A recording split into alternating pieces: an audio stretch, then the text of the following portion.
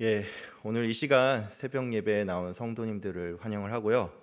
오늘 말씀 나누는 가운데 여러분 각자에게 하나님의 음성이 있길 바라고, 또 하나님께서 여러분의 간구를 들으시고 응답하는 시간이 다 되기를 바랍니다. 예, 오늘은 슬프다 나의 근심이여라는 제목으로 함께 말씀을 나누도록 하겠습니다. 여러분 혹시 이런 이야기 들은 적 있습니까?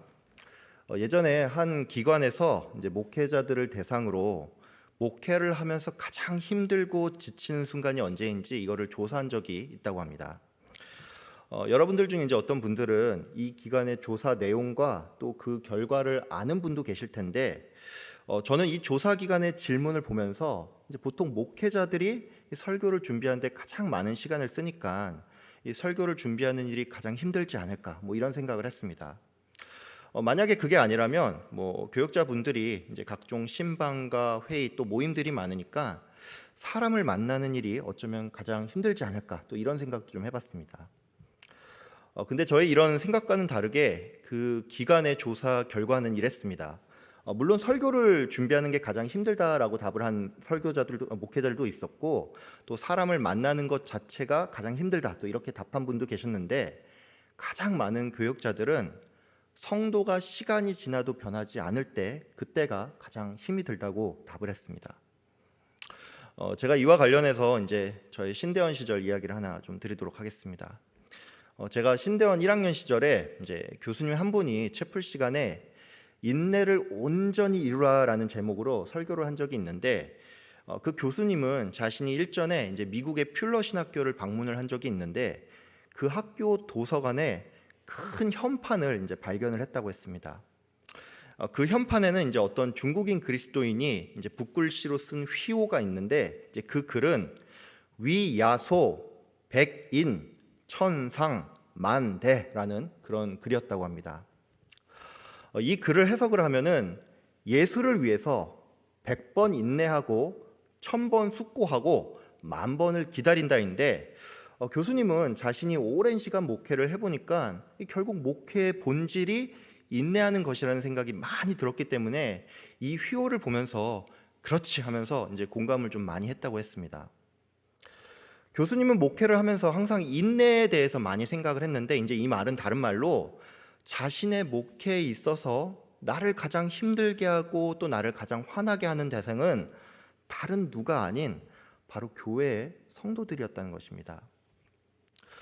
그 교수님은 목회자면서 동시에 또 이제 신대원의 교수니까 성도들을 위해서 신학적인 지식을 굉장히 많이 가르쳐 줬고, 늘 강해 설교를 하고 또 교인들을 대상으로 말씀 사경회도 자주 열었다고 합니다. 문제는 성도님들이 그렇게 해도 도통 잘 변하지를 않는다는 것이었습니다. 그래서 교수님은 이것만으로는 좀 부족한가 싶어서 이제 한국교회에서 네로라 하는 그 강사들을 모셔놓고 강의도 하고 또 제자 훈련도 하고 전도 폭발도 했는데, 그래도 성도들이 잘 변하지를 않아서 이 자신의 목회는 이 한마디로 화를 참는 인내의 목회였다라고 했습니다. 제가 여러분께 오늘 이 시간에 이 이야기를 드린 것은 예레미야 선지자가 이제 제가 방금 설명드린 이 한국 목회자가 가장 힘들어하는, 즉 사람들이 변하지 않는 것을 그가 사역을 하는 동안에 계속 지켜보았다는 것입니다. 여러분이 잘 아는 것처럼 예레미야는 남유다의 요시야 왕 때 여호와의 말씀이 그에게 임재하였고, 줄곧 그는 선지자로 활동을 하다가 이 남유다의 멸망까지 지켜본 선지자였습니다. 우리가 새벽 기도 시간에 이제 계속 예레미야서를 봐서 여러분 알겠지만, 예레미야는 남유다가 바벨론의 침공을 당해서 멸망하게 될 것을 미리 예언을 했던 사람입니다.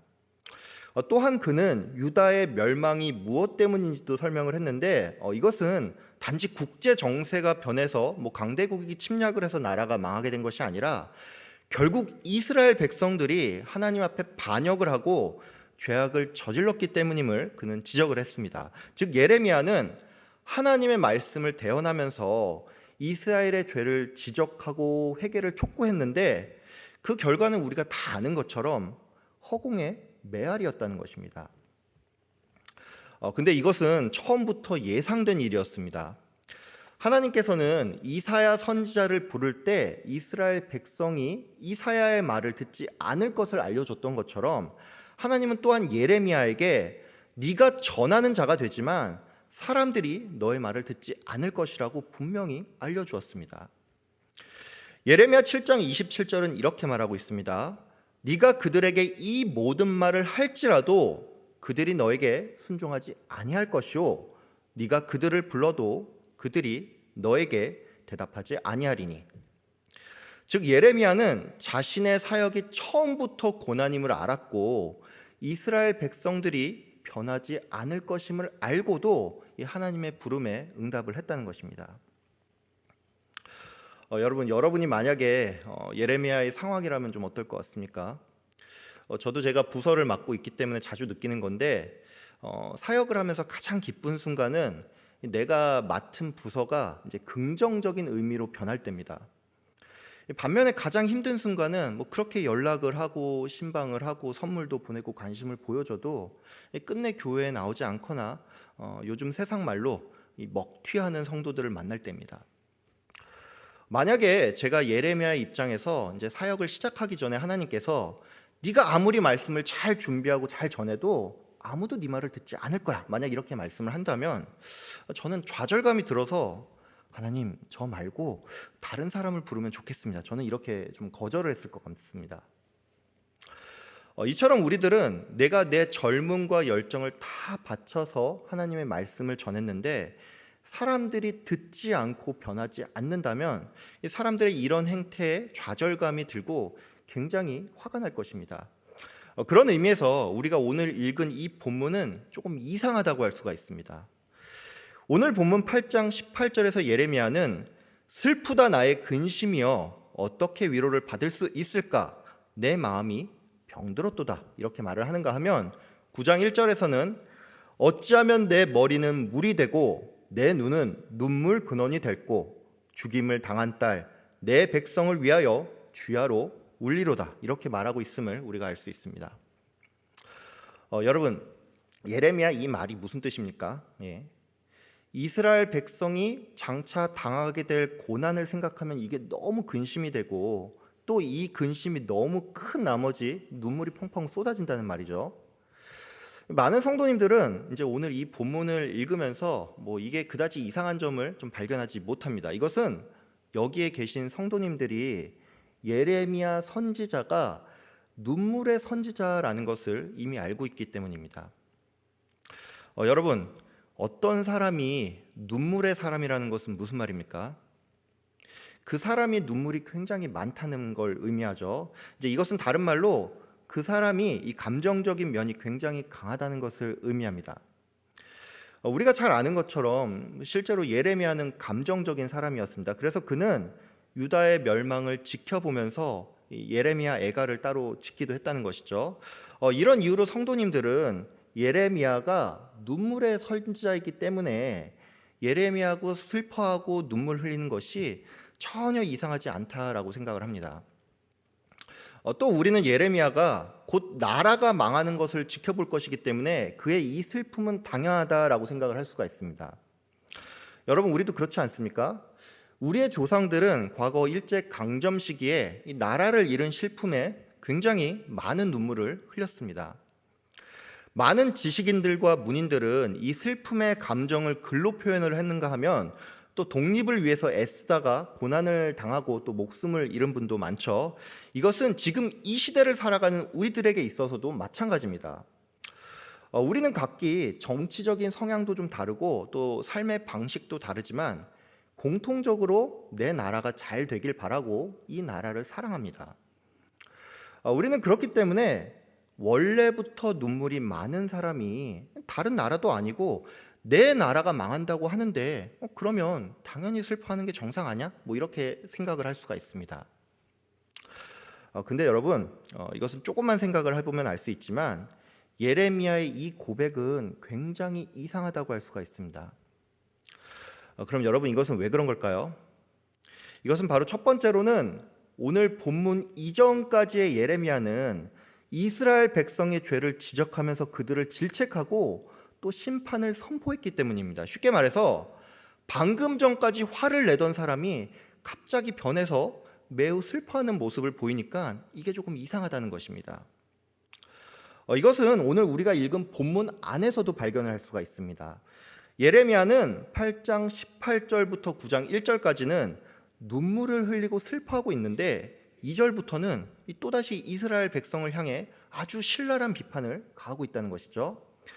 이런 이유로 많은 현대의 성경학자들은, 특별히 심리를 전공한 사람들은 이것이 우울증 환자의 전형적인 증상이기 때문에 예레미야는 아마도 심각한 우울증을 앓고 있었고, 그래서 이렇게 막 화를 쏟아내다가도 갑자기 또 슬퍼했다, 이렇게 이 본문을 설명하기도 합니다. 두 번째로 이게 정말 이상한 것은 예레미야 입장에서 볼 때 이스라엘 백성들은 정말로 징그럽게도 자기 말을 듣지 않고 또 분노를 일으키는 대상이었기 때문입니다.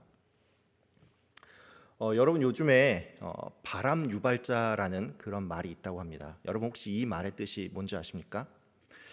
이 말은 어떤 사람의 말과 행동이 이제 나로 하여금 이 암이 유발될 정도로 큰 스트레스를 안겨줄 때 그 사람을 일컬어서 바람 유발자라고 부릅니다. 예레미야 입장에서 볼 때 이스라엘 백성들은 이제 소위 말해 바람 유발자였습니다. 문제는 그런 사람이 한두 사람이 아니었다는 것이죠. 그 당시에 이스라엘 백성들은 열이면 열 모두 예레미야의 말을 듣지 않았을 뿐만이 아니라 가장 모범을 보여야 할 왕조차도 예레미야의 말을 듣지 않았고, 또 어떤 왕은 예레미야가 말씀을 받아 적은 그 두루마리를 난로에 태워버릴 정도였습니다. 여러분이 지금 이런 상황이라면 어떨 것 같습니까? 우리는 사회생활을 하면서 굉장히 많은 사람들을 만납니다. 그리고 그 사람들 중에 어떤 사람은 때로는 나에게 큰 분노를 불러일으키기도 한다는 것이죠. 우리는 이런 사람들을 만날 때 그 사람을 향해서 좋은 말을 하기가 어렵고, 은연중에 그런 사람들은 인생의 쓴맛을 보면 좋겠다는 이런 생각을 좀 하기도 합니다. 쉽게 말해서 이런 거죠. 나한테 그렇게 막 하더니 결국 자업자득이네. 근데 여러분, 그냥 사회생활 중에 만난 사람이라도 나를 화나게 하는 사람에게 우리가 이런 마음이 들 수가 있는데, 만약에 여러분이 이제 교회 안에 어떤 사람에게 그 사람이 너무 잘못된 말과 행동을 반복해서 여러분이 심사숙고하다가 신앙적으로 조언을 하고 주의를 줬는데 그 사람이 내 말을 무시하고 듣지 않다가 결국에 어려움을 당했다면 어떨 것 같습니까? 만약에 이런 일이 발생을 했다면 우리는 나의 분노에 대한 일종의 정당성까지 생길 겁니다. 내가 그렇게 말했는데 성경 말씀에 나와 있는데 그걸 듣지 않으니까 하나님이 벌하신 것이지, 우리는 이렇게 생각을 할 수가 있다는 것이죠.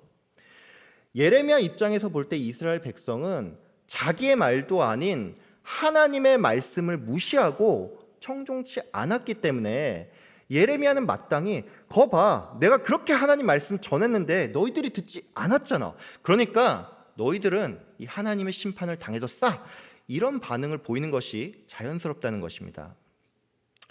그런 이유로 오늘 본문에 나오는 이 예레미야의 근심과 눈물은 여러모로 이상하다는 것입니다. 여러분, 그러면 왜 예레미야는 이렇게 근심하고 눈물을 흘렸을까요? 앞서 말씀드린 것처럼 예레미야가 우울증을 앓고 있었기 때문일까요? 여러분, 아닙니다. 여러분, 예레미야가 이스라엘 백성을 향해서 그들을 비판하면서 동시에 근심하고 슬퍼한 까닭은 그가 이스라엘 백성을 바라볼 때 부모의 심정으로 바라보았기 때문입니다. 오늘 본문 19절에 보면 이런 말씀이 나옵니다. 딸 내 백성의 심히 먼 땅에서 부르짖는 소리로다. 21절에 보면 또 이런 말씀이 나옵니다. 딸 내 백성이 상하였으므로. 22절에도 이런 말씀이 나옵니다. 딸 내 백성이 치료를 받지 못함은 어찌 됨인고. 여러분, 오늘 본문의 표현을 보면 알 수가 있지만 예레미야에게 있어서 이 이스라엘 백성은 그저 죄악된 백성이 아니라 내 자녀와도 같았다는 것입니다. 여기 계신 많은 성도님들은 이제 자녀를 키우거나 아니면 자녀가 이미 장성해서 분가한 경우도 있죠. 여러분이 자녀를 키웠으니까 제가 한번 좀 여쭤보겠습니다. 여러분은 여러분의 자녀가 잘못된 말과 행동을 할 때 어떻습니까? 이 세상의 모든 부모들은 자녀들이 잘못된 길을 갈 때 오냐오냐 좋은 말만 해서는 안 된다는 것을 알기 때문에 때로는 화를 내고 또 때로는 징계를 하기도 합니다. 부모가 자녀를 훈계하는 이 모든 말과 행동은 그 바탕에 자녀가 잘 되길 바라는 마음이 있고 무엇보다도 자녀를 향한 사랑의 마음이 있습니다. 이런 이유로 부모님들은 때로는 자녀에게 쓴소리를 할 때도 있지만 이 일 자체가 결코 기쁘지 않고 자녀들이 오히려 엇나가지는 않을까 하는 생각에 근심이 들기도 한다는 것이죠. 여러분, 그렇습니다. 우리가 우리의 자녀를 보면 이런 마음이 드는 것처럼 예레미야 또한 부모의 심정이 있었기 때문에 이 이스라엘의 백성의 죄악을 지적하면서도 슬퍼하고 근심했다는 것입니다. 여러분은 어떻습니까? 여러분은 이 예레미야의 심정을 가지고 세상을 바라보고 계십니까? 새벽 기도에 나오는 성도님들은 이제 우리 화성교회에서 정말로 예배의 자리를 지키는 귀한 분들이죠. 여러분도 들어서 아시겠지만 바다가 썩지 않는 것은 단 3%밖에 되지 않는 소금 때문이라고 합니다. 저는 여러분이 항상 기도의 자리를 찾는 분들이기 때문에 이제 이 세상이 바다라고 하면 이 바다가 썩지 않게 하는 이 3%의 소금이 여러분이라고 생각을 하고 특별히 화성교회를 지키는 이 보로와 같은 분들이 여러분이라고 생각을 합니다. 그런 의미에서 저는 여러분이 이제 이 세상을 바라보면서 뭐가 선이고 뭐가 악인지 이것을 분별할 줄 아는 그 마음이 있다라고 생각을 합니다. 그럼 여러분은 이제 이 분별의 마음을 가지고 있으니까 제가 좀 여쭤보겠습니다. 여러분은 이 세상을 바라볼 때 어떤 마음으로 바라봅니까?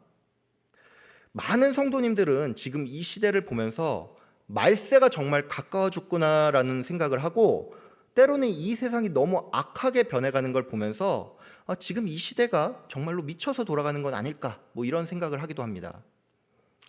10년 전만 해도 이것은 명백히 윤리와 도덕의 문제라고 여겨졌던 것들이 지금은 인권과 평등이라는 이름하에 선택의 문제로 둔갑된 것도 많고 또 이것을 주장하는 사람들도 늘어났죠.